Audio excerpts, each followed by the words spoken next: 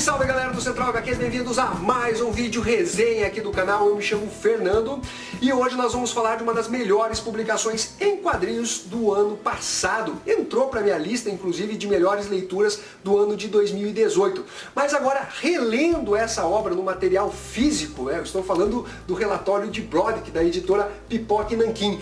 Muito provavelmente eu colocaria dentro do top 10, das melhores leituras que eu tive do ano passado, que seria o filé mignon, Tem uma lista geral das melhores leituras, mas o top 10 é o filé mignon do que eu considero as minhas melhores leituras do ano de 2018. A editora Pipoca e Nanquim me enviou em PDF essa publicação antes de lançar, para eu poder ler o material e colocar os meus comentários acerca das minhas impressões sobre essa obra, até para a questão de divulgação. Saiu aqui, olha só, então você tem aqui os dados, a sinopse da publicação e o comentário de algumas pessoas que leram esse material. E eu vou explanar aqui quais foram as minhas impressões para vocês terem uma ideia da qualidade desse material e quão profundo ele é.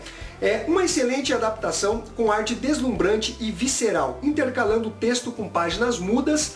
Esta é uma análise sobre a alma e a condição humana, seus comportamentos e medos, com uma constatação crua de que, em certas ocasiões, principalmente sob a pressão da necessidade de sobreviver, nossos princípios sucumbem e passam por cima dos outros e se tornam a alternativa mais fácil.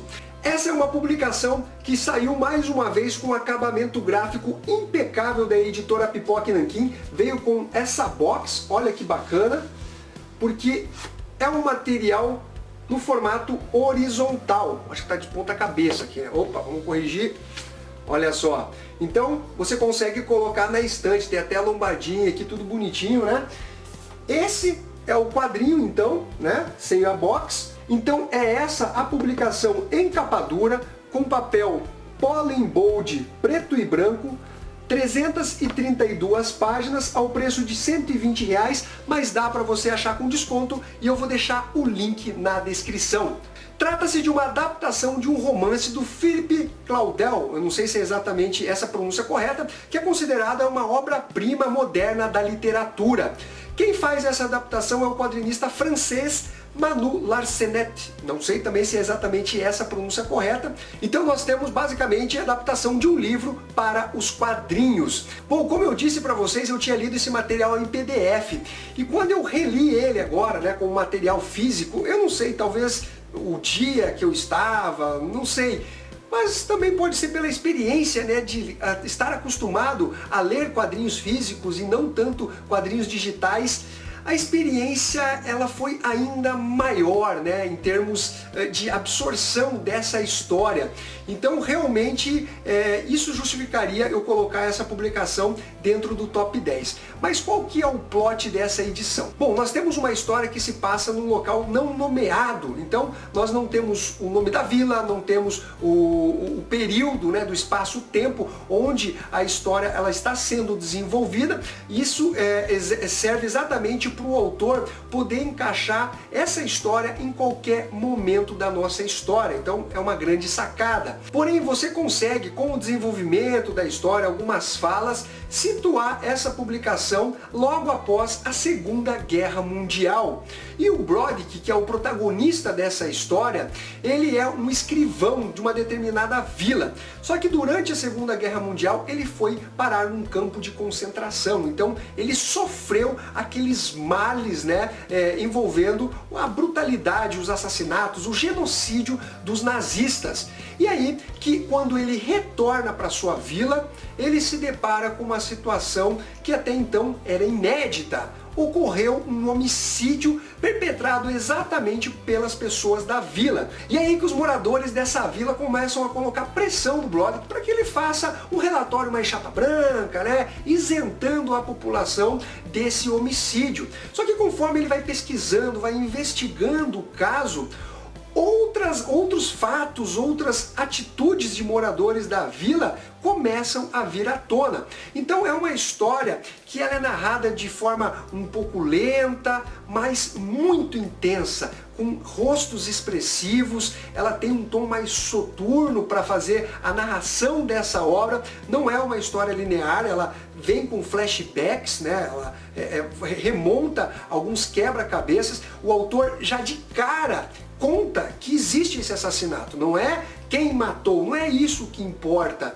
mas sim como isso foi ocorrer. Então essas diversas pistas vão servir para o leitor montar esse quebra-cabeça, além do fato de desvendar como agem as pessoas em momento de maior desespero ou após passar por um domínio, né? No caso dos nazistas, pelo menos a história indica muito isso. Aliás, os nazistas, eles estão, né, bem deformados como monstros. Lembra até um pouquinho o Maus, né, que coloca ratos, gatos, porcos para fazer a narrativa da história. Então, os nazistas, eles realmente estão sendo tratados como monstros. E aí você vê a perversidade humana, não só do lado dos nazistas, mostra ali flashback do Broderick quando estava preso, as pessoas sofrendo, mas dos próprios moradores da vila que, diante, né, dos dominadores, tentam agradá-los, né? Mesmo sendo espancados, sofrendo, humilhados, eles de alguma forma e sem necessidade, isso que é o pior e mais revoltante,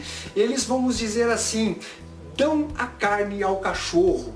Né, alimentam ainda mais essa postura de dominação do caso dos nazistas. Então é realmente muito foda como é a narrativa dessa história, principalmente por conta da arte do Larsenet. Ele tem realmente uma pegada bem sombria, é um trabalho em preto e branco, e você percebe que esse formato widescreen, ele ajuda na leitura porque parece que você está realmente vendo um filme.